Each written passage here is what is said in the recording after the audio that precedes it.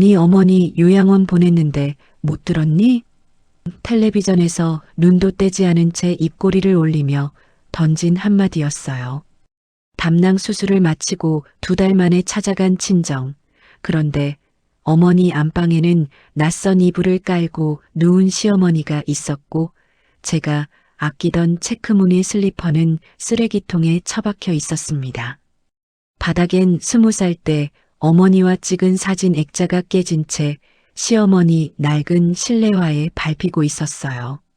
수술 부위를 부여잡고 쓰러지는 저한테 남편은 차갑게 코웃음을 쳤습니다. 환자가 난리야 진짜. 조용히 요양이나 해.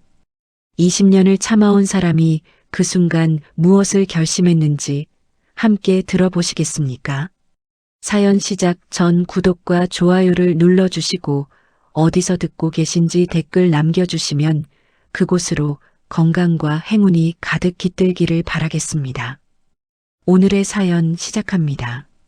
네 어머니 요양원 보냈는데 못 들었니? 수술을 마치고 2달 만에 찾아간 친정집. 그곳엔 어머니 대신 어머니의 안방을 차지한 채 낄낄거리는 시어머니와 형선이가 있었습니다.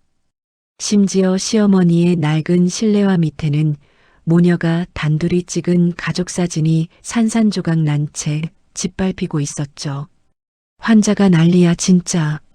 조용히 요양이나 해. 수술 부위를 부여잡고 쓰러진 그녀를 향해 남편은 차갑게 코웃음을 쳤습니다. 20년 동안 등골을 빨아먹은 이 사람들이 기어이 친정 어머니마저 구렁텅이에 처박고 집을 가로챈 겁니다. 그날 멍든 팔목으로 딸을 반기는 어머니를 끌어안으며 맹세했습니다. 이 집구석 끝까지 가보겠다고. 올해 47살이 된 가정주부의 이야기입니다. 아니, 이제는 전 가정주부라는 말이 맞겠습니다.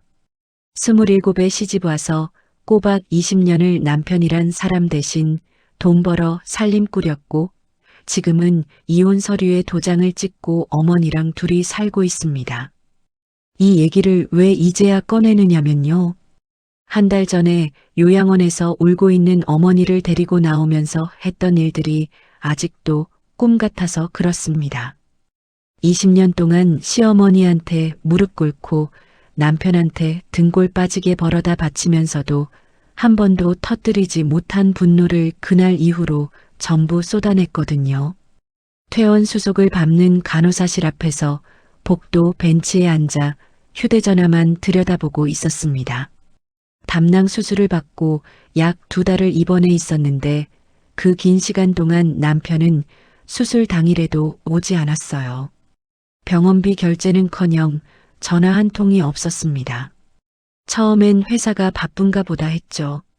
그런데 마취에서 깨어난 날 눈앞에 있어야 할 사람은 남편이 아니라 어머니였습니다. 일주일이 지나고 보름이 지나고 한 달이 돼도 코빼기도 안 비치니까 그때부터는 분노보다 허탈함이 먼저 오더라고요. 그래도 어머니가 있으니까 버텼습니다. 수술 전날 밤에 어머니가 손을 꼭 잡고 그러셨어요. 내가 여기서 기다릴게. 눈 뜨면 엄마 얼굴이 첫 번째야. 70이 넘어 허리 굽은 어머니가 그 말 한마디 해주셔서 전신마취에 들어가면서도 무섭지 않았습니다. 그런데 수술이 끝나고 눈을 떠보니 어머니가 없었어요. 수술 전날 밤에 분명 여기 계셨는데 처음 이틀은 몸이 너무 아파서 정신이 없었고 나흘째부터 전화를 걸었는데 꺼져 있었습니다. 나흘, 닷새, 일주일 매일 아침 눈 뜨자마자 어머니 번호를 누르는 게 일과가 됐는데 한 번도 연결이 안 되더라고요. 간호사한테 부탁해서 병원 전화로도 걸어봤습니다. 역시 꺼져 있었어요. 어머니가 쓰러지신 줄 알았습니다. 70이 넘어 혼자 사시는 분이 갑자기 연락이 끊기면 그런 생각밖에 안 들잖아요. 혹시 119도 늦은 거 아닌가 하는 생각이 따라왔습니다. 수술 부위 실밥도 안 뽑았는데 퇴원하겠다고 우겼더니 담당 의사가 최소 2주는 더 있어야 한다고 말렸습니다. 어쩔 수 없이 2주를 더 기다렸는데 그 2주 동안 매일 밤 천장을 보면서 어머니 전화번호를 30번씩 눌렀습니다. 한 번도 안 받았어요. 사실 그게 어제 오늘 일은 아니었습니다. 결혼하고 3년 만에 남편이 다니던 중소기업이 구조조정을 했는데 그때 승진 대상에서 밀려난 뒤로 20년째 만년 차장이었어요. 월급이 적으니 낮에는 회사 다니고 저녁엔 부업을 뛰었습니다. 새벽 4시 반에 나가는 생활을 10년 넘게 했어요. 그 생활을 버틸 수 있었던 건 작은 것들 때문이었습니다. 어느 해 겨울이었어요. 새벽에 나가려고 신발을 신는데 핸드폰에 문자가 하나 왔어요.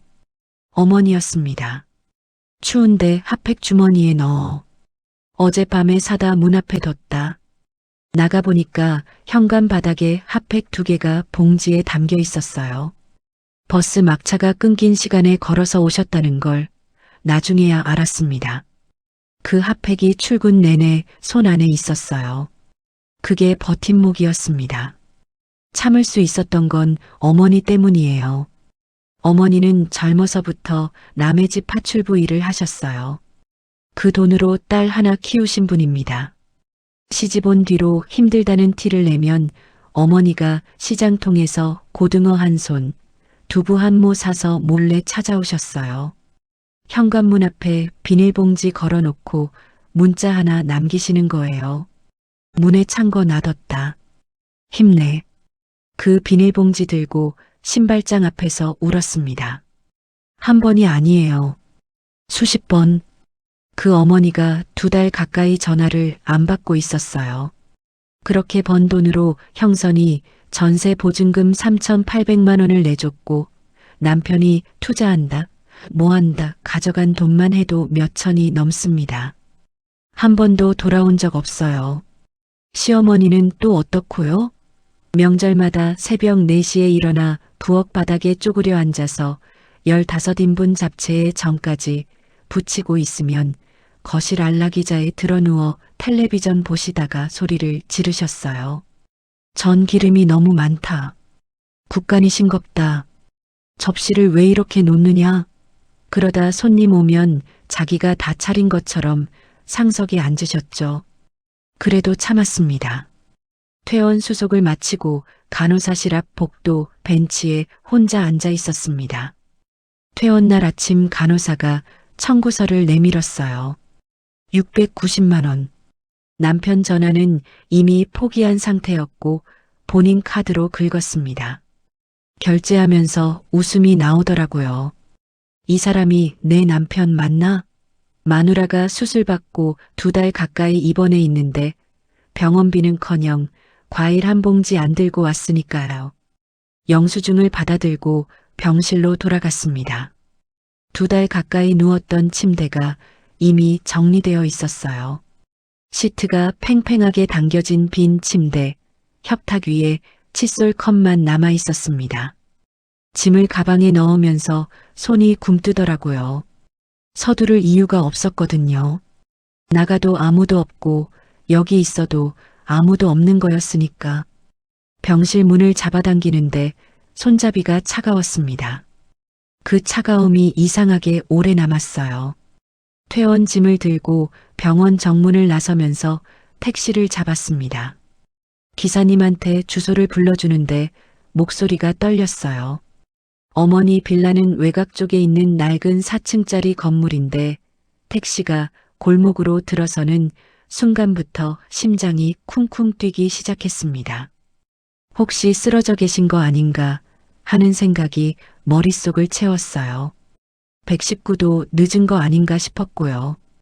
택시에서 내려 빌라 앞에 섰는데 현관 창문에 불이 켜져 있었습니다. 어머니가 계시는구나. 살아 계시는구나. 그 생각에 다리가 풀렸어요. 벽을 짚고 잠시 서 있었습니다. 숨이 제대로 들어오지 않았어요. 2달 동안 묵혀있던 공포가 한꺼번에 빠져나가는 것 같았습니다. 그렇게 몇 초를 벽에 기댔어요. 심장이 천천히 가라앉는 걸 기다렸습니다. 그리고 계단을 올라갔어요. 초인종을 눌렀습니다. 대답이 없었어요. 문을 두드렸습니다. 엄마 나야. 목이 찢어지게 불렀는데 안에서 나온 건 어머니 목소리가 아니었습니다. 웃음소리였어요. 앙칼지고 날카로운 20년 동안 들어온 그 웃음소리. 시어머니 목소리였습니다. 그리고 문틈 사이로 고기 볶는 냄새가 새어나왔어요. 어머니가 드시는 것도 아닌 고기 냄새가요. 도어록 비밀번호를 눌렀습니다. 직접 설정해드린 번호였거든요. 그런데 경고음만 울리고 문이 안 열렸어요. 누가 바꿔놓은 겁니다. 손이 벌벌 떨리는 채로 남편한테 전화를 걸었습니다. 20년 결혼 생활 중 처음으로 그 사람이 전화를 받았어요. 소리쳤습니다. 지금 엄마 집 앞인데 문 안 열려. 당장 열어. 잠시 뒤 현관문이 열렸는데요. 나무젓가락을 입에 문 남편이 귀찮다는 표정으로 서 있었습니다. 민소매 티에 트레이닝 바지 차림이었어요. 마치 자기 집인 것처럼요.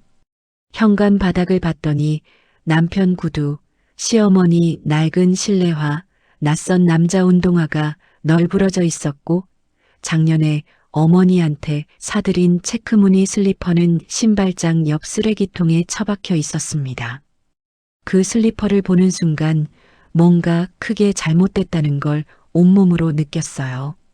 남편을 밀치고 안으로 들어갔습니다. 거실에 들어서자마자 눈에 들어온 광경을 평생 잊지 못합니다. 어머니 안방에 시어머니가 떡하니 누워서 텔레비전을 보고 있었어요. 어머니가 아끼던 이불을 깔고 어머니 화장대 앞에 자기 화장품을 늘어놓고 그 옆에서 형선이 부부가 과일을 깎아 먹고 있었습니다. 물었습니다. 엄마 어딨어요?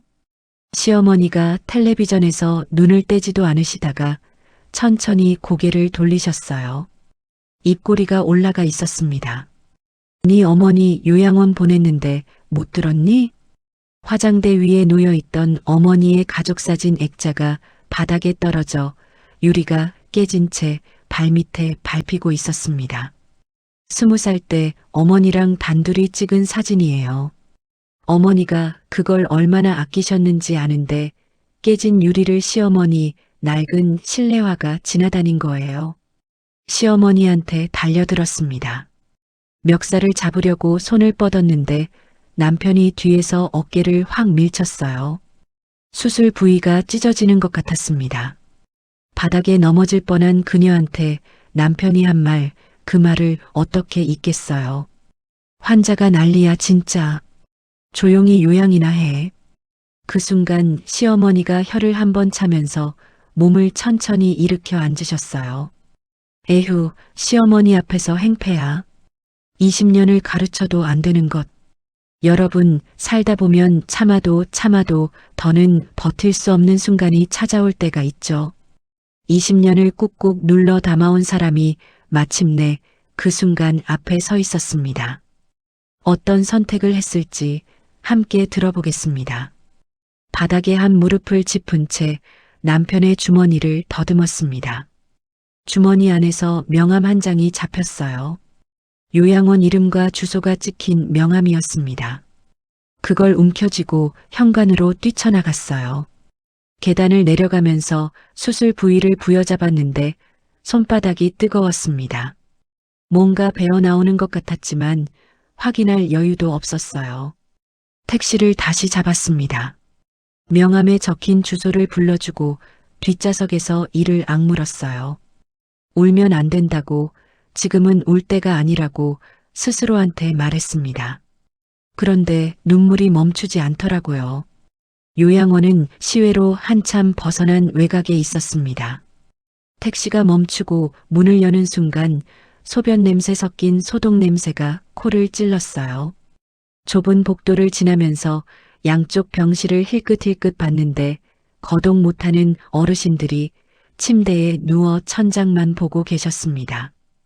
어머니가 여기 있었다고요? 멀쩡히 걸어 다니시던 분이 복도를 지나 다인실 안으로 들어갔습니다. 어딘가에서 신음소리가 났고 텔레비전 소리가 아무도 듣지 않는데 혼자 울고 있었어요. 구석 침대에 어머니가 앉아 계셨어요. 협탁엔 아무것도 없었습니다. 물컵 하나, 화장품 하나 없이 텅 빈 협탁이었어요. 침대 머리에 이름표도 없었어요. 작은 창문 하나로 들어오는 빛이 어머니 무릎 위에만 걸쳐 있었습니다. 그 자리에서 한 발짝도 움직이지 못했어요. 숨이 막혔습니다. 때가 탄 환자복을 입고 검푸른 멍이 든 팔목을 문지르며 허공을 보고 계셨습니다. 알던 어머니가 아니었어요. 2달 만에 10년은 더 늙어 보였습니다. 엄마 하고 부르자 어머니가 고개를 돌렸어요. 알아보시는데 3초쯤 걸렸습니다. 그리고 어머니의 굽은 손이 뺨을 더듬었어요. 손이 차가웠습니다. 이 외딴 다인실에서 2달을 혼자 앉아 계셨던 손이 뺨 위에 있었어요. 수술비는 잘 됐니? 그 한마디를 듣는 순간 어머니 무릎 앞에 무너졌습니다. 자기가 속아서 집을 빼앗긴 것도 요양원에 버려진 것도 모른 채 어머니의 첫 마디는 딸의 수술비 걱정이었어요. 어머니 무릎에 얼굴을 묻고 한참을 울었습니다. 어머니는 머리카락을 쓸어넘기면서 아무 말도 안 하셨어요.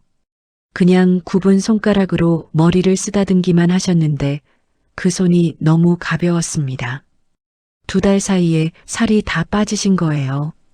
고개를 들어 어머니 얼굴을 보니까 울고 계신 게 아니었습니다. 웃고 계셨어요. 눈에 눈물이 그렁그렁한데 입은 웃고 있었어요.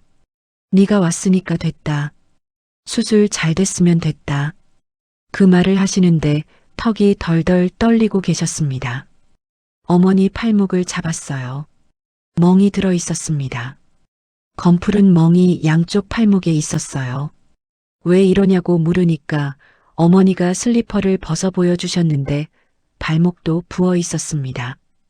밤에 화장실 가려고 일어나다 넘어졌다고 여기 간병인이 한 명밖에 없어서 밤에는 아무도 안 온다고 하셨어요. 그제야 물었습니다. 엄마 여기 왜 온 거야? 누가 보낸 거야? 어머니 표정이 변했어요.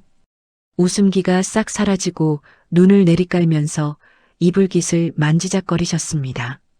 한참을 말 못하시다가 떨리는 목소리로 하나씩 풀어놓으셨어요. 8주 전이었다고 합니다. 수술에 들어간 지 얼마 안 됐을 때 남편이 어머니 집을 찾아왔대요. 얼굴이 하얗게 질려서 들어오더니 식탁에 앉아 한숨을 쉬면서 그랬답니다. 어머니, 큰일 났습니다. 수술비가 생각보다 훨씬 많이 나왔어요. 수억 원입니다. 지금 당장 마련하지 않으면 치료를 못 이어갑니다.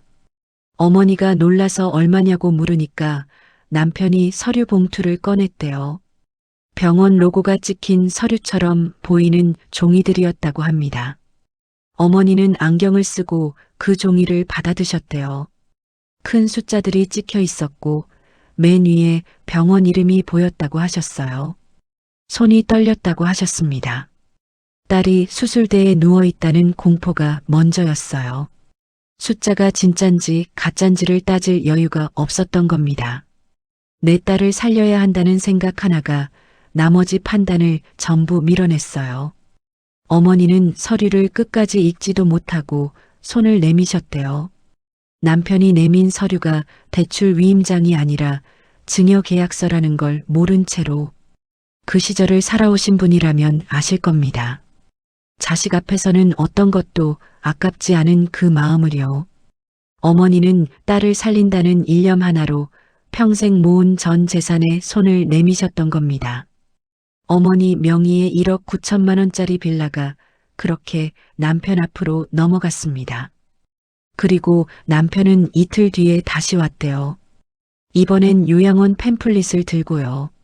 어머니, 수술이 길어질 것 같습니다. 집도 정리해야 하고 어머니 혼자 계시면 위험하니까 깨끗한 요양원에서 좀 쉬시는 게 어떻겠습니까? 다 나으면 제가 모시러 오겠습니다. 어머니는 그 말도 믿으셨어요.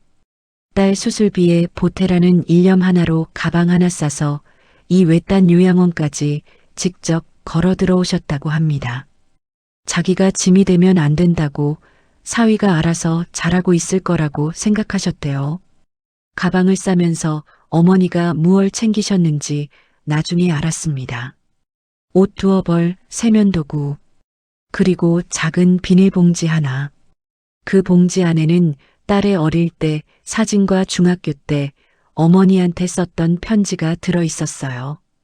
빌라 문을 잠그고 나오시면서 어머니가 뒤를 돌아보셨는지 나중에 물었더니 어머니가 잠깐 멈추셨다가 조용히 대답하셨어요. 안 봤다. 봤으면 못 나왔을 것 같아서. 그 얘기를 듣는데 손톱이 손바닥에 박히고 있었습니다. 690만 원. 수술비는 690만 원이었어요. 수억 원이 아니라. 그리고 그 690만 원도 남편이 낸 게 아니라 본인 카드로 직접 긁었습니다. 남편은 단 1원도 안 냈어요. 그 사실을 어머니한테 말씀드렸더니 어머니가 멈추셨어요. 이불깃을 만지던 손이 멈추고 눈이 커지셨습니다. 그리고 3초쯤 지나서 숨을 한번 크게 들이쉬셨어요. 그러더니 신음 같은 소리가 나왔습니다. 그러면 그 서류가 말을 잇지 못하셨습니다. 자기가 속았다는 걸, 딸 수술비도 아닌 거짓말에 집을 통째로 넘겼다는 걸 그제야 깨달으신 거예요. 어머니가 가슴을 치셨습니다. 주먹으로 자기 가슴을 쾅쾅 치면서 내가 바보라서, 내가 무식해서 하고 오열하셨어요. 어머니 주먹을 잡았습니다. 잡아도 뿌리치시면서 자기 가슴을 때리셨어요. 그 장면이 아직도 눈에 밟힙니다. 70 넘은 어머니가 다인실 구석 침대에 때 탄 환자복 입고 자기 가슴을 치고 있는 모습, 그 자리에서 결심했습니다. 어머니 손을 꼭 잡고 말했어요. 엄마 잘못은 속인 놈한테 있어. 엄마 잘못 아니야. 내가 다 돌려받을 거야. 원장실로 갔습니다. 문을 벌컥 열고 들어가 입소 서류를 보여달라고 했어요. 원장이 서류철을 꺼내 펼쳤는데 보호자란에 딸 이름이 아니라 남편 이름이 적혀 있었습니다. 연락처도 남편 번호였어요. 아무 연락도 안 온 이유가 그거였던 겁니다. 애초에 보호자로 등록된 적이 없으니까요. 원장한테 따졌습니다. 보호자 동의도 없이 어떻게 입소시켰냐고. 원장이 말을 더듬거리면서 사위분이 직접 모시고 왔고 본인도 동의하셨다고 변명했어요. 책상을 내리치며 당장 퇴소 수속 밟으라고 소리쳤습니다. 서류 처리하는 동안 어머니 짐을 챙겼습니다. 짐이라고 해봐야 옷 두어 벌, 세면도구, 그리고 작은 비닐봉지 하나가 전부였어요. 비닐봉지 안에 뭐가 있나 봤더니 어릴 때 사진 한 장이랑 중학교 때 어머니한테 쓴 편지가 접혀서 들어 있었습니다. 어머니가 요양원까지 그것만 챙겨오신 거예요. 그걸 보는데 눈물이 또 쏟아졌지만 이를 악물었습니다. 지금은 울 때가 아니야. 이 사람을 여기서 데리고 나가야 해. 어머니의 굽은 등을 부축해서 요양원 현관을 나섰습니다. 걸음이 느려서 거의 안다시피 했어요. 수술 부위가 당겨서 속으로 비명을 질렀는데 이를 꽉 깨물고 걸었습니다. 밖으로 나오니까 해가 지고 있었어요. 주차장에 서서 택시를 부르는데 어머니가 팔을 잡으며 그러셨어요. 집에 가면 안 되겠지? 자기 집에 시어머니가 들어앉아 있다는 걸 어머니도 이미 알고 계셨던 겁니다. 엄마, 내가 따로 마련해놨어. 걱정 마. 전날 밤에 인터넷으로 알아둔 외곽에 소형 오피스텔이 있었습니다. 보증금 630만 원에 월세 55만 원짜리 비상금 통장에서 뽑았어요. 남편이 모르는 통장이었습니다. 택시 안에서 어머니가 어깨에 기대셨어요. 어머니 머리카락에서 요양원 소독 냄새가 났습니다. 창밖을 보면서 속으로 계산하고 있었어요. 증여 사기, 등기 이전, 사문서 위조, 요양원 입소 경위. 남편이 어떤 짓을 했는지 하나씩 머릿속에 정리하고 있었습니다. 오피스텔에 어머니를 눕혀드리고 이불을 덮어드렸어요. 어머니가 금방 잠이 드셨습니다. 2달을 다인실에서 제대로 못 주무셨을 테니까요. 불을 끄고 거실 바닥에 앉았습니다. 어둠 속에서 휴대전화를 켜고 평소 알고 지내던 이혼 전문 변호사 번호를 찾았어요. 시간은 밤 11시가 넘었지만 내일까지 기다릴 수가 없었습니다. 어머니의 잠든 얼굴을 한번 보고 전화를 걸었습니다. 신호음이 3번 울리고 변호사가 받았어요. 떨리지 않는 목소리로 말했습니다. 선생님, 시간 되시면 내일 뵙겠습니다. 남편이 제 어머니를 속여서 집을 빼앗았습니다. 증거는 제가 다 가지고 있습니다. 전화를 끊고 다시 어둠 속에 앉아 있었어요. 분노가 천천히 올라오고 있었습니다. 뜨겁지 않았어요. 차가웠습니다. 이걸 어떻게 갚아줄까 하는 생각이 머릿속에서 아주 또렷하게 돌아가고 있었거든요. 그 차가운 분노가 잠들지 못하게 했습니다. 이틀을 꼬박 뜬 눈으로 보냈습니다. 이틀째 되는 날 새벽 결심이 섰습니다. 다시 친정집으로 들어가야 했어요. 남편하고 시어머니가 버티고 있는 그 집에요. 어머니한테는 며칠만 다녀온다고 했습니다. 어머니가 손을 붙잡으면서 가지 말라고 하셨어요. 그 인간들한테 또 맞으면 어떡해? 웃었습니다. 안 맞아. 내가 알아서 해. 웃는 얼굴 뒤로 이를 꽉 깨물고 있었지만요. 친정집 현관문을 열자마자 남편이 팔짱을 끼고 서 있었습니다. 그새 정신 좀 차렸어? 비아냥거리는 얼굴이었어요. 고개를 숙였습니다. 일부러요. 수술 후유증으로 머리가 좀 이상했다고, 어머니 걱정에 흥분해서 그랬다고 최대한 기어들어가는 목소리로 말했어요. 그리고 거실로 들어가 시어머니 앞에 무릎을 꿇었습니다. 어머님 죄송합니다. 앞으로 잘 모시겠습니다. 20년 시집살이를 하면 한 가지는 배우거든요. 이 사람들이 듣고 싶어하는 말이 뭔지를요. 시어머니는 안락의자에 기대 앉은 채 콧방귀를 끼셨어요. 원래 며느리가 그래야지. 병원 갔다 온다고 까불더니 이제야 정신이 드나? 남편도 옆에서 거들먹거렸습니다. 앞으로 똑바로 해. 어머니 편하시게 모시고. 고개를 더 숙이면서 속으로 세고 있었어요. 작업실까지 복도 몇 걸음인지, 남편 서랍이 왼쪽인지 오른쪽인지, 노트북 비밀번호를 언제 바꿨는지. 그날부터 완벽한 며느리가 됐습니다. 아침마다 시어머니 밥상을 차려 올리고 남편 와이셔츠를 다려놓고 형선이한테 안부 전화까지 했어요. 시어머니가 홈쇼핑으로 또 뭘 시키셔도 웃으면서 택배를 받았습니다. 남편과 시어머니의 경계가 완전히 풀렸거든요. 셋째 날 밤이었습니다. 남편은 거실 안락의자에서 텔레비전을 보다 잠이 들었고 시어머니는 안방에서 코를 골고 계셨어요. 부엌에서 설거지를 하는 척 물소리를 내다가 수도꼭지를 잠그고 복도를 지나 작업실 문을 열었습니다. 남편 서랍은 잠겨 있었어요. 하지만 열쇠가 어디 있는지 알고 있었습니다. 서랍장 맨 윗칸 접힌 서류 더미 밑에 투명 테이프로 붙여놓은 작은 열쇠. 15년 전에 남편이 사업 자금 장부를 숨길 때 직접 찾아줬던 열쇠예요. 이 사람은 한번 정한 습관을 안 바꾸거든요. 서랍을 열었습니다. 첫 번째 칸에는 별것 없었어요. 두 번째 칸 밑바닥 낡은 서류 봉투가 있었습니다.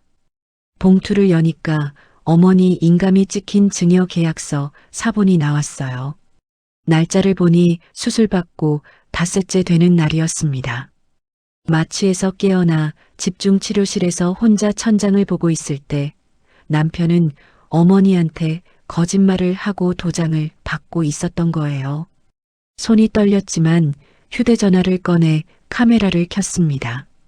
증여 계약서 앞면, 뒷면, 어머니 인감 부분을 확대해서 찍었어요. 그 아래에 등기 이전 서류도 있었습니다. 남편 이름으로 소유권 이전 등기가 완료된 날짜가 찍혀 있었어요. 어머니가 요양원에 들어간 바로 다음 날이었습니다. 한 장도 빠짐없이 찍었어요. 그때 복도에서 발소리가 들렸어요. 심장이 목까지 올라왔습니다. 서류를 재빨리 봉투에 넣고 서랍을 밀어 닫았어요. 열쇠를 서류 더미 밑에 다시 붙이고 작업실 불을 끈 채 문을 열었는데 남편이 복도에 서 있었습니다. 뭐해? 화장실 가려고요. 남편이 한번 봤어요. 2초쯤. 그리고 부엌 쪽으로 가서 냉장고 문을 열었습니다. 물 한 잔 마시고 다시 거실로 돌아갔어요. 작업실까지는 오지 않았습니다. 화장실 문을 닫고 변기 뚜껑에 앉아 숨을 몰아쉬었어요. 심장이 터질 것 같았는데 손에 쥔 휴대전화 속에 사진이 저장돼 있다는 사실이 진정시켜줬습니다. 30분 뒤 남편이 다시 잠든 걸 확인하고 작업실로 돌아갔어요. 이번에는 노트북을 열었습니다. 비밀번호는 남편 생년 뒤에 숫자를 붙인 거예요. 7년 전에 직접 설정해 준 건데 한 번도 안 바꿨더라고요. 메일함을 열었습니다. 법무사한테 보낸 메일이 있었어요.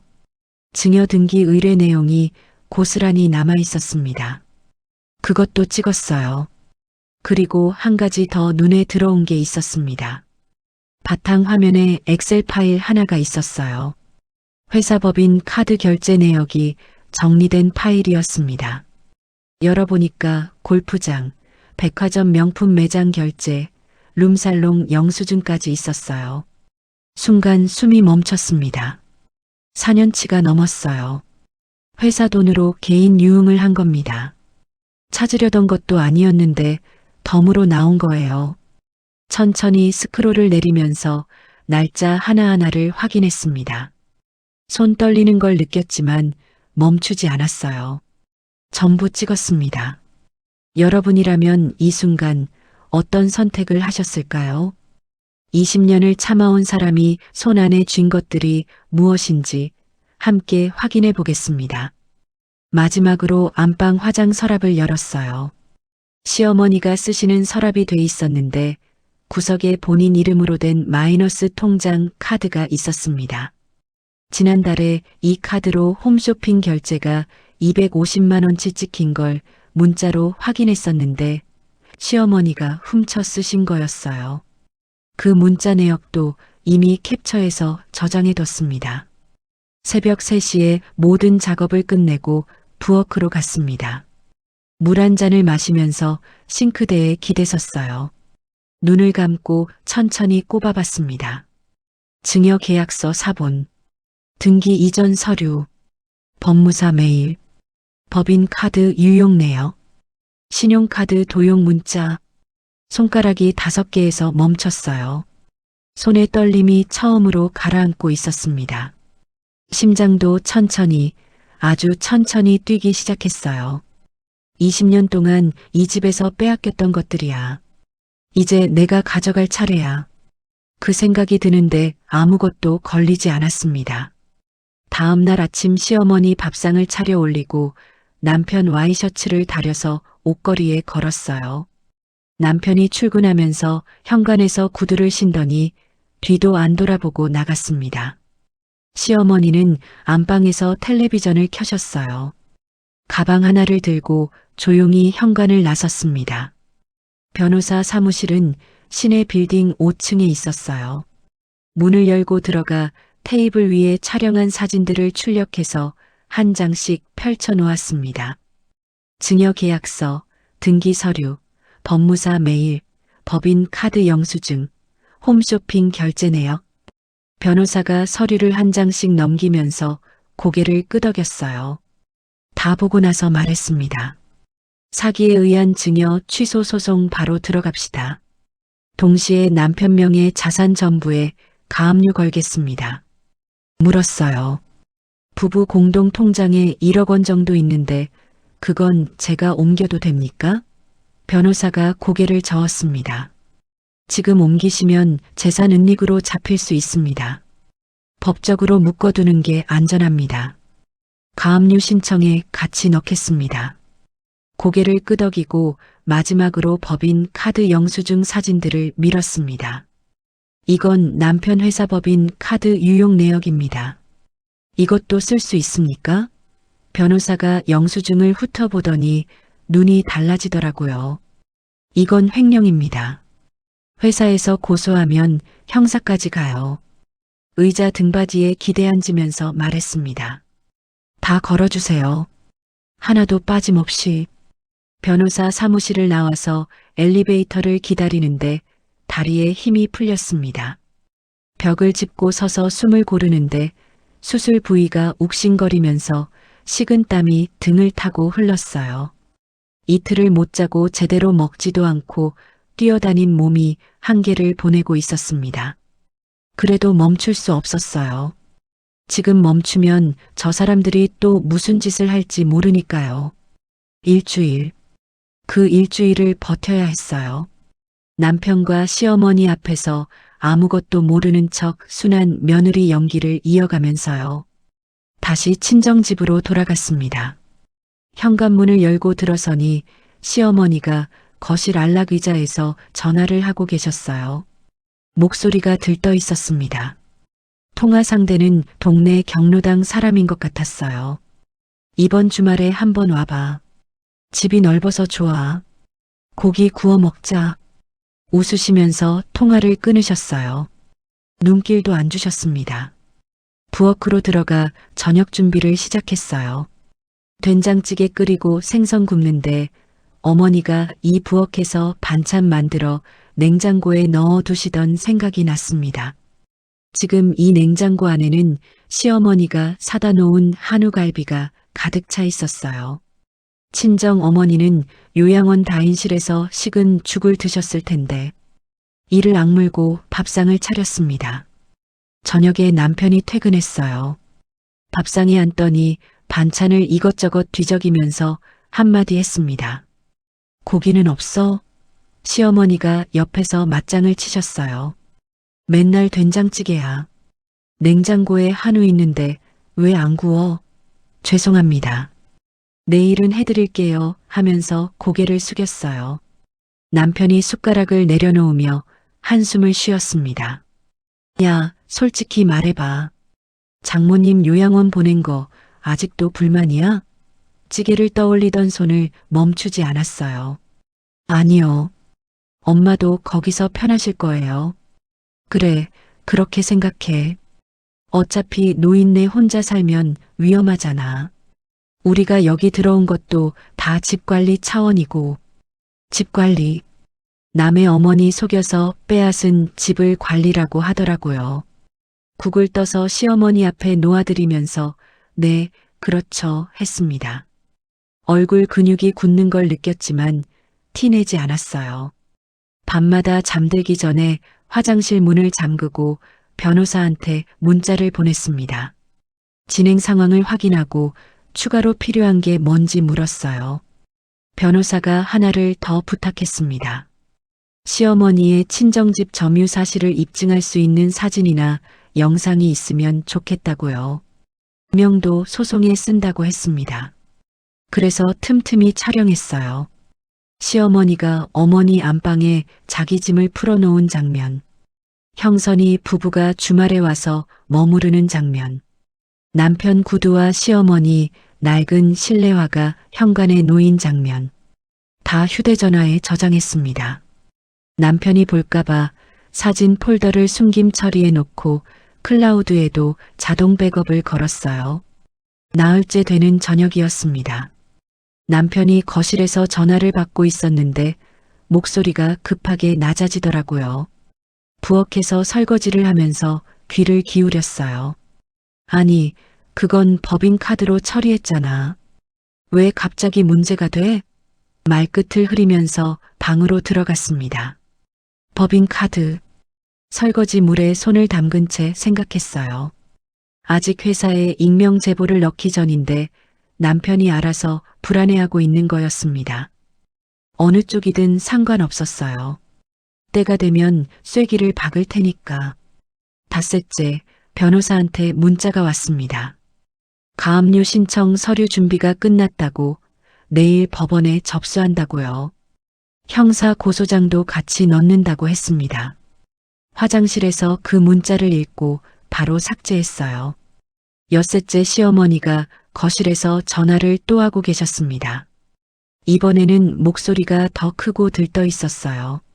이번 주말에 집들이 하려고 고기 많이 사놨어. 친척들도 부를 거야. 돌아서서 말씀하셨습니다.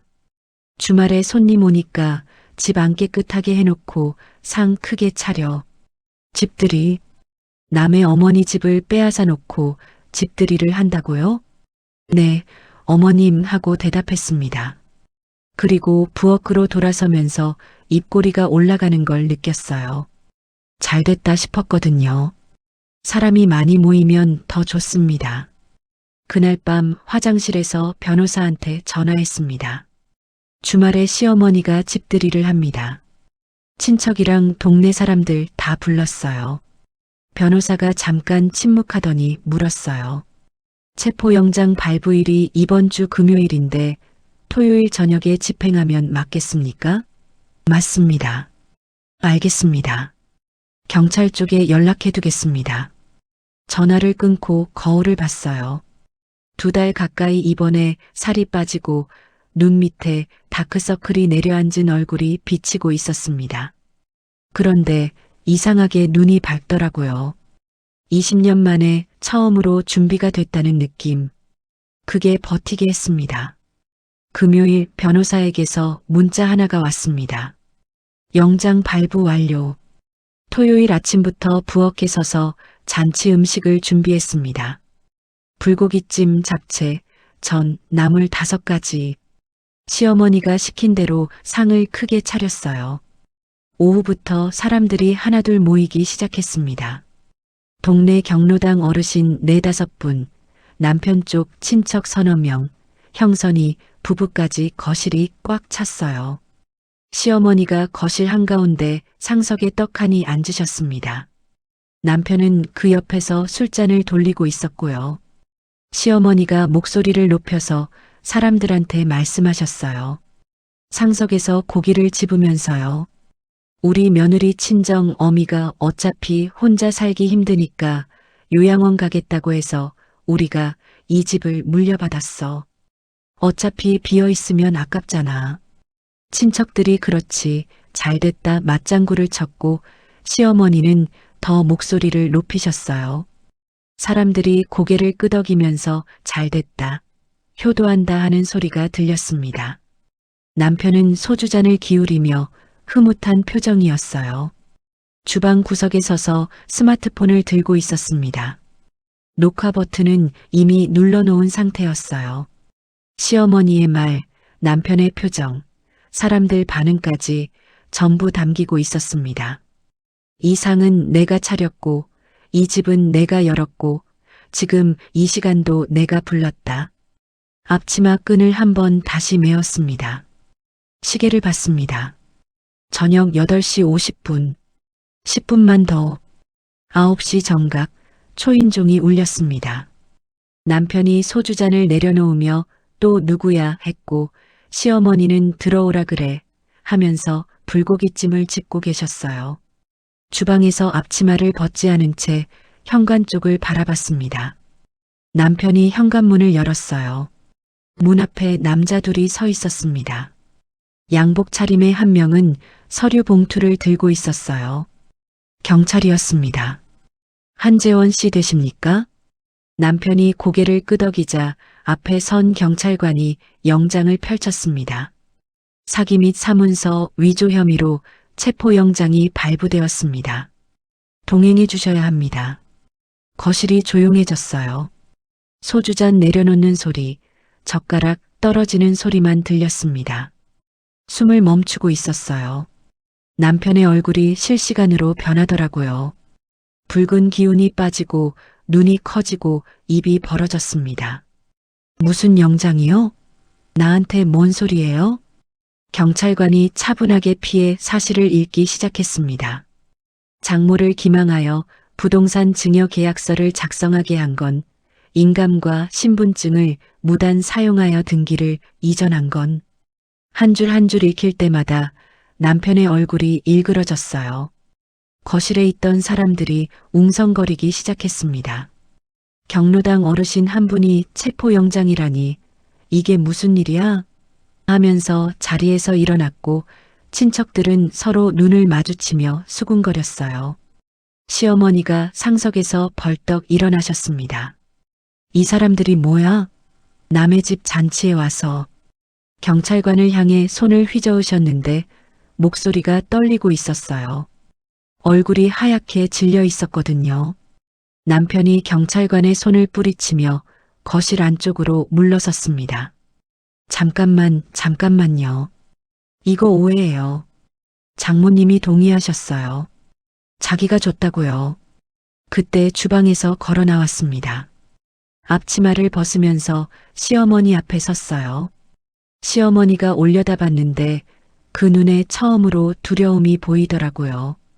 20년 동안 한 번도 본 적 없는 표정이었습니다.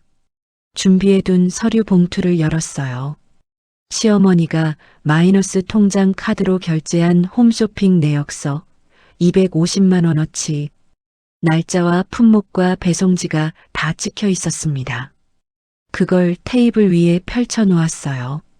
친척들과 경로당 사람들이 보는 앞에서요. 어머님, 이거 제 카드 아시죠? 제 허락 없이 훔쳐서 250만 원 쓰셨잖아요. 시어머니 입이 벌어졌어요. 말이 안 나오시는 거였습니다. 멈추지 않았어요. 그리고 이 집 어머님이 물려받았다고 하셨는데요. 제 어머니가 자진해서 나간 게 아닙니다. 남편이 수술비가 수억 원 든다고 거짓말해서 속여 가져간 겁니다. 제 수술비 690만 원. 제 카드로 제가 냈어요. 남편은 1원도 안 냈습니다. 거실이 얼어붙었습니다. 경로당 어르신 한 분이 세상에 하면서 입을 가렸고 친척 중 한 명이 남편을 빤히 쳐다봤어요. 남편은 아무 말도 못하고 있었습니다. 경찰관이 다시 한번 동행을 요구했어요. 남편이 버티려는 기색을 보이자 두 번째 경찰관이 허리춤에서 수갑을 꺼냈습니다. 그 순간 남편이 무릎을 꿇었어요. 잔치상 한가운데에서 사람들이 보는 앞에서 바닥에 무릎을 대고 바지를 잡았습니다. 한 번만 봐줘. 제발 다 돌려줄게. 집도 돌려주고 장모님도 모셔올게. 한 번만. 20년 전에도 이 사람이 무릎을 꿇은 적이 있었어요. 사업 실패로 2천만 원 빚을 만들었을 때 앞에 꿇어 앉아서 한 번만 도와달라고 했었죠. 그때 봐줬습니다. 그 뒤로도 3번을 더 봐줬어요. 그리고 이 사람은 매번 같은 짓을 반복했습니다. 이번엔 안 봐줄 거야. 그 생각이 드는데 0.1초도 안 걸렸습니다. 남편의 손을 떼어냈어요. 손가락 하나하나 풀어서 옷에서 떼어낸 뒤 한 발짝 뒤로 물러서며 말했습니다. 당신들이 내 어머니한테 한 짓에 비하면 이건 시작이야. 경찰관이 남편의 팔을 잡았고 남편이 끌려가면서 소리를 질렀습니다. 무슨 말을 했는지는 기억이 안 나요. 듣고 싶지도 않았으니까요. 시어머니가 바닥에 주저앉아 아들 이름을 부르짖었고 형선이가 울면서 시어머니한테 매달렸습니다. 베란다로 나갔어요. 창문을 열고 아래를 내려다봤습니다. 주차장에 경찰차가 서 있었고 남편이 뒷좌석에 태워지고 있었어요. 고개를 숙인 채 차에 오르는 뒷모습이 보였습니다. 한참을 그 자리에 서 있었어요. 경찰차가 골목을 돌아 사라질 때까지요. 시원하냐고요? 아직이었습니다. 수술 후 제대로 쉬지 못한 몸이 말을 걸어왔어요. 수술 부위가 묵직하게 당겼고 손이 차가웠습니다. 베란다 난간을 두 손으로 잡고 서 있었는데 다리가 조금씩 풀리는 게 느껴졌어요. 2달 입원하고 이틀 뜬 눈으로 버티고 일주일을 연기하면서 여기까지 온 몸이었습니다. 끝난 게 아니라는 걸 알고 있었으니까요. 아직 해야 할 일이 남아 있었습니다. 그 시각 휴대전화에 문자가 하나 떴어요. 변호사였습니다. 가압류 인용 결정 나왔습니다. 남편 명의 부동산, 등기, 주식계좌, 부부 공동 통장 잔액 1억 원 전부 동결. 문자를 3번 읽었어요. 글자 하나하나 확인하듯이요. 베란다에서 돌아서니 거실은 난장판이었습니다. 엎어진 잔치상 위로 불고기찜 국물이 흐르고 과일 접시가 깨져 있었어요. 시어머니가 바닥에 앉아 헛소리처럼 중얼거리고 계셨고 형선이 부부는 멍하니 서 있었습니다. 그 사이를 지나 현관으로 향했어요. 신발을 신으면서 시어머니를 돌아봤습니다. 20년 동안 무릎을 꿇렸던 사람이 바닥에 앉아 있는 모습을 처음이자 마지막으로 내려다봤어요. 아무 말도 하지 않았습니다. 문을 닫고 나왔어요. 계단을 내려가면서 어머니한테 전화를 걸었습니다. 3번 울리고 어머니가 받으셨어요. 엄마 나야. 끝났어. 목소리가 떨려서 짧게밖에 못했어요. 어머니가 전화기 너머로 울음을 터뜨리셨습니다. 같이 울었습니다. 계단 중간에 주저앉아서 한참을 울었어요. 그런데 이상하게 이 눈물은 아프지 않았습니다. 뜬 눈으로 밤을 보냈어요. 잠들 수가 없었습니다. 오피스텔로 가서 어머니 옆에 눕기는 했는데 천장을 보면서 머릿속이 돌아가고 있었어요. 남은 것들, 해야 할 것들. 잠이 올 리가 없었습니다. 월요일 아침 변호사가 준비해둔 익명 제보서를 남편 회사 감사팀에 발송했습니다. 법인 카드 유용 영수증 사본 수십 장을 첨부했어요. 골프장, 백화점 명품 매장, 룸살롱. 4년치가 넘는 내역이었습니다. 오후에 변호사한테 연락이 왔어요. 감사팀이 즉시 남편 컴퓨터와 장부를 압수했다고요. 유치장에 있던 남편은 그날 저녁 회사로부터 해고 통보를 받았습니다. 20년 만년 차장이 하루아침에 정가자의 실직자가 된 거예요. 그날 밤 시어머니한테서 전화가 왔습니다. 첫 마디가 욕이었어요. 이 독한 것, 네가 사람이가? 그러다 목소리가 갈라지면서 애원으로 바뀌더라고요. 재원이가 잘못했으면 내가 대신 빌게. 고소 좀 취하해라. 응. 어머니가 이렇게 부탁하잖아. 통화 녹음을 켠 상태로 듣고만 있었습니다. 시어머니가 한참을 울고 소리 지르고 사정하셨어요. 다 녹음되고 있었습니다. 마지막에 한마디만 했어요. 어머님, 그 말씀 제 어머니한테 하셔야 하는 거 아닙니까? 전화를 끊었습니다. 그 뒤 변호사가 사기에 의한 증여 취소 소송을 법원에 접수했어요. 동시에 남편 명의로 넘어간 친정집 등기에 처분 금지 가처분을 걸었습니다. 이제 남편이 그 집을 팔거나 담보로 잡거나 아무것도 못하게 된 거예요. 그리고 명도 소송. 이게 제일 중요했습니다. 시어머니와 형선이 부부가 어머니 집을 불법으로 점유하고 있으니 나가라는 판결을 받아야 했어요. 변호사가 소장을 준비하면서 촬영해둔 사진과 영상을 전부 증거로 첨부했습니다. 시어머니가 안방을 차지하고 누워있는 장면, 형선이 부부가 주말마다 묵고 간 흔적, 현관에 널브러진 신발들, 그리고 집들이 날 시어머니가 친정 어미가 요양원 가겠다고 해서 물려받았다고 떠벌리던 녹화 영상까지요. 여러분, 이렇게 긴 싸움을 혼자서 버텨온 사람이 있었습니다. 수술 자리도 아물지 않은 몸으로 잠 한숨 못 자면서 웃는 얼굴로 상을 차리면서요. 지금 이 사람 곁에서 함께 응원해 보겠습니다. 몇 달이 걸렸습니다. 그 시간 동안 어머니와 오피스텔에서 지냈어요. 좁았지만 괜찮았습니다. 어머니가 조금씩 살이 붙으시는 게 보였거든요. 요양원에서 나온 직후에는 밤마다 잠꼬대를 하셨어요. 도장 안 찍어, 안 찍는다고. 그 소리를 들을 때마다 이불 속에서 주먹을 쥐었습니다. 그 사이 법원에서 명도 소송 판결이 나왔어요. 원고 승소. 시어머니와 형선이 부부는 친정집에서 나가야 한다는 판결이었습니다. 강제 집행일은 판결 후 2주 뒤로 잡혔어요. 그날 아침 법원 집행관과 함께 친정집으로 갔습니다. 집행관이 현관문을 두드렸어요. 안에서 시어머니 목소리가 들렸습니다. 안 나가. 절대 안 나가. 집행관이 도어록을 해제하고 문을 열었습니다. 시어머니가 거실 한가운데 버티고 앉아 계셨어요. 양손으로 안락의자 팔걸이를 붙잡고 못 나간다고 악을 쓰셨습니다. 형선이가 옆에서 울면서 오빠한테 전화해 볼게 잠깐만 하고 있었는데 오빠는 유치장에 있으니 전화를 받을 리가 없었죠. 집행관이 정해진 절차대로 시어머니의 짐을 현관 밖으로 내놓기 시작했습니다. 옷가지, 이불, 화장품, 홈쇼핑에서 시킨 건강식품 박스들.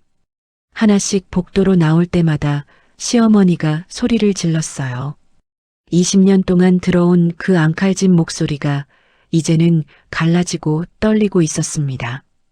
마지막으로 집행관이 도어록을 교체했어요. 새 열쇠 2개를 손에 쥐어줬습니다. 시어머니는 복도 짐 더미 앞에 주저앉아 땅바닥을 치며 울었어요.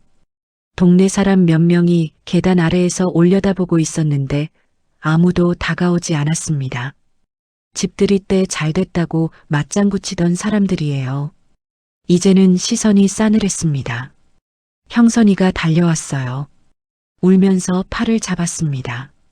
언니, 엄마 갈 데가 없어. 제발 한 달만 더 있게 해줘. 형선이의 손을 떼어내며 말했습니다.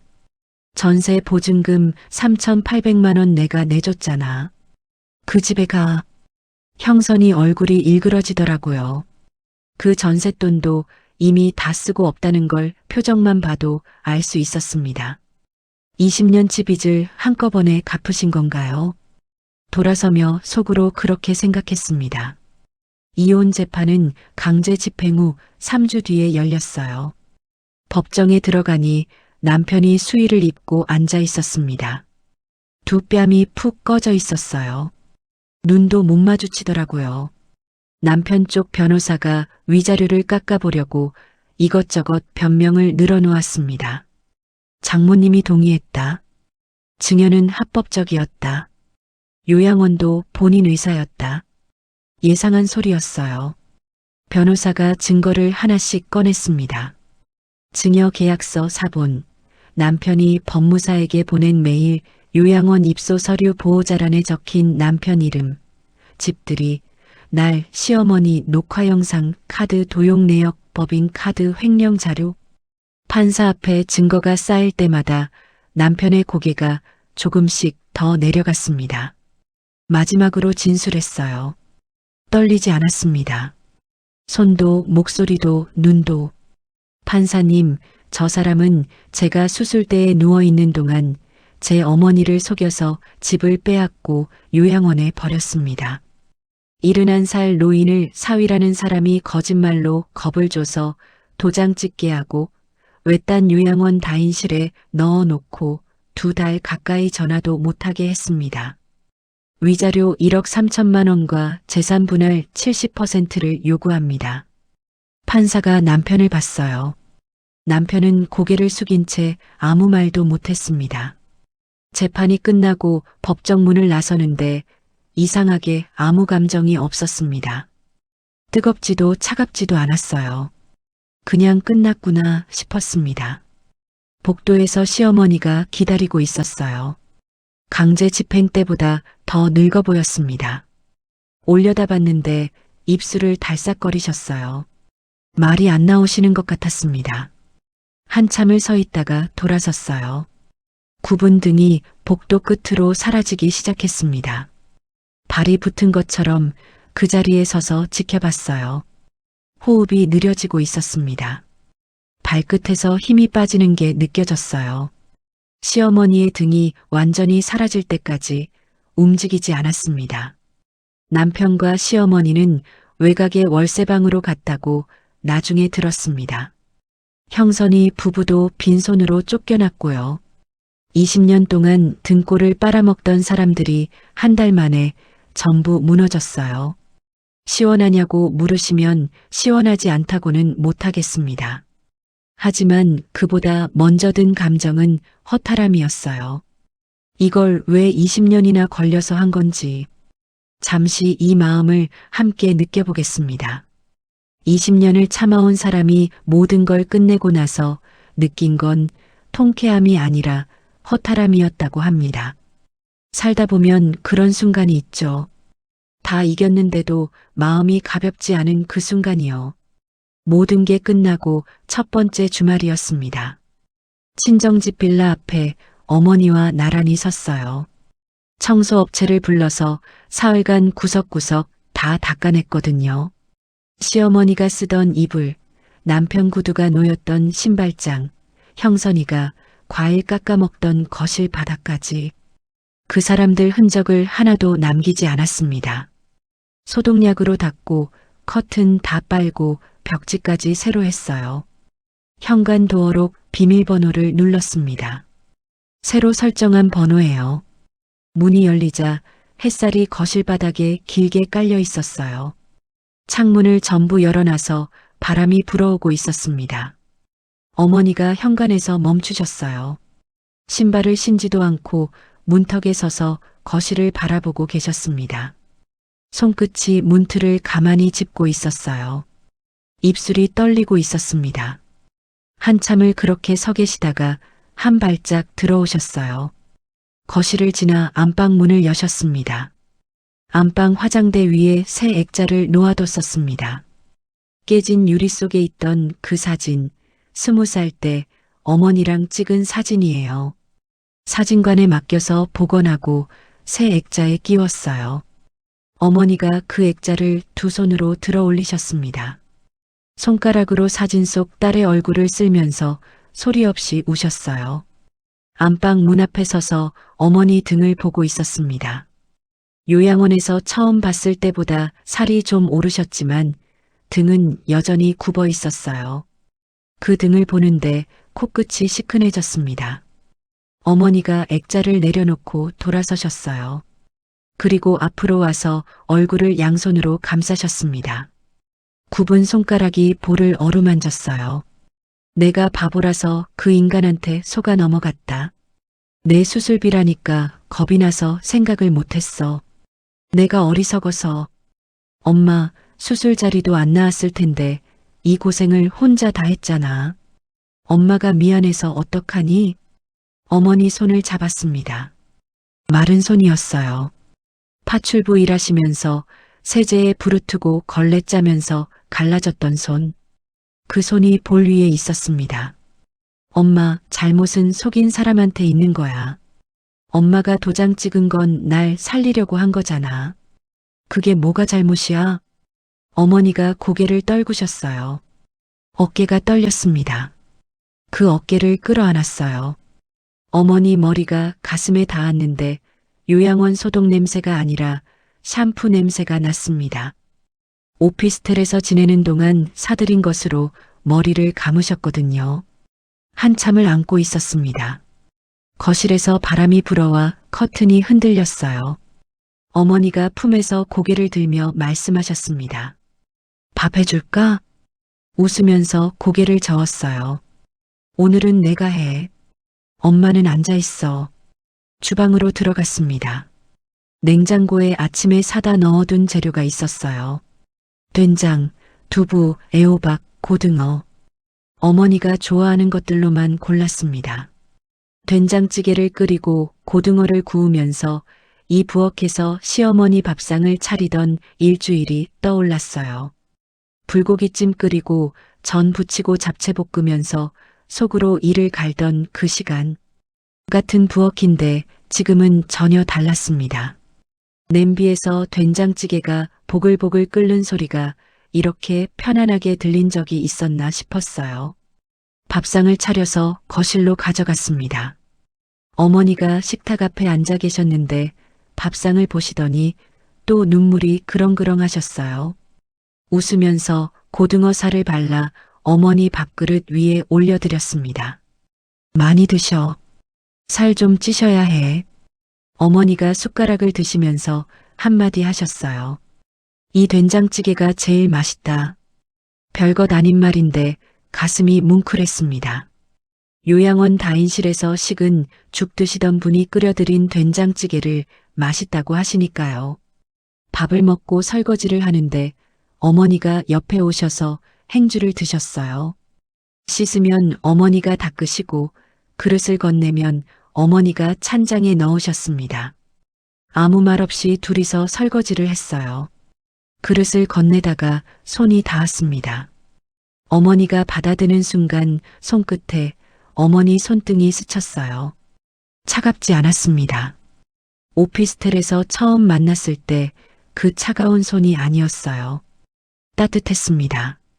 어머니가 딸을 보지 않았고 딸도 어머니를 보지 않았습니다. 그냥 그릇을 주고받았어요. 그것으로 충분했습니다. 창밖으로 저녁 해가 지고 있었는데 부엌에 주황빛이 들어와서 어머니 얼굴이 따뜻하게 보였습니다. 설거지를 끝내고 어머니가 안방으로 들어가셨어요. 거실 소파에 앉아 휴대전화를 켰습니다. 변호사한테 온 마지막 문자를 다시 읽었어요. 증여 취소 소송 승소, 등기 원상 회복 완료, 이혼 확정, 위자료 및 재산 분할 집행 개시. 글자 하나하나가 20년치 무게를 가지고 있었습니다. 휴대전화를 내려놓고 천장을 봤어요. 퇴원하던 날 병실 천장을 보던 기억이 났습니다. 그때는 텅 빈 병실에 혼자 앉아서 어머니 전화번호를 30번씩 누르고 있었죠. 690만 원 청구서를 본인 카드로 긁으면서 쓴웃음을 짓고 있었어요. 그게 불과 몇 달 전이에요. 그 사이에 세상이 이렇게 바뀌었습니다. 시댁이라는 족쇄가 풀리고 나니 보이는 것들이 달라졌어요. 20년 동안 남의 일만 하느라 못 봤던 것들이요. 모은 돈이 얼마나 되는지, 본인 이름으로 된 자산이 뭐가 있는지, 무얼 할 수 있는지, 처음으로 자기 인생의 장부를 펼쳐봤습니다.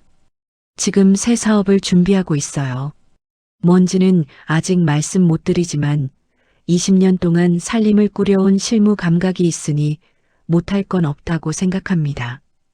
어머니는 나갈 때마다 현관에서 힘내라 하시면서 등을 두드려 주세요.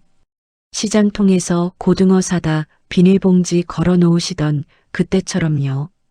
더 이상 누구의 며느리도 누구의 아내도 아니에요. 그냥 어머니의 딸이에요. 그걸로 충분합니다. 어머니한테 남은 시간 지키겠습니다. 이번에는 절대 놓치지 않겠습니다. 부엌에서 된장찌개 끓는 소리가 들렸습니다. 어머니가 또 일어나신 거예요. 소파에서 일어나 부엌으로 들어갔습니다. 아무 말 없이 어머니 옆에 섰어요. 그게 다였습니다. 이 이야기를 준비하면서 가장 오래 마음에 걸린 장면이 있었어요. 수술비는 잘 됐니? 요양원 다인실 구석 침대에서 자기가 속았다는 것도 모른 채 딸 얼굴을 더듬으며 꺼낸 그 한마디요. 딸을 살려야 한다는 생각 하나가 나머지 판단을 전부 밀어냈다는 그 말이 한참을 머릿속에서 떠나질 않았습니다. 어머니라는 사람은 아마 평생 그렇게 사는 것 같아요. 자기 손이 차가운지 따뜻한지도 모르면서 그냥 자식 뺨을 더듬고 있는 거죠. 그걸 당연하게 받아들이다가 어느 날 그 손이 없어지고 나서야 그게 얼마나 큰 온기였는지 알게 되는 것 같아요. 오늘 이 이야기를 들으신 분 중에 한동안 어머니께 전화 못하신 분이 계신다면 오늘만큼은 번호 한번 눌러보시는 건 어떨까요? 꼭 거창한 말이 아니어도 괜찮습니다. 그냥 밥은 먹었냐고 그 한마디면 충분하니까요. 이 이야기가 마음에 닿으셨다면 구독과 좋아요 한 번씩 눌러주세요. 그리고 오늘 생각난 어머니 이야기 댓글로 짧게 남겨주시면 함께 읽겠습니다.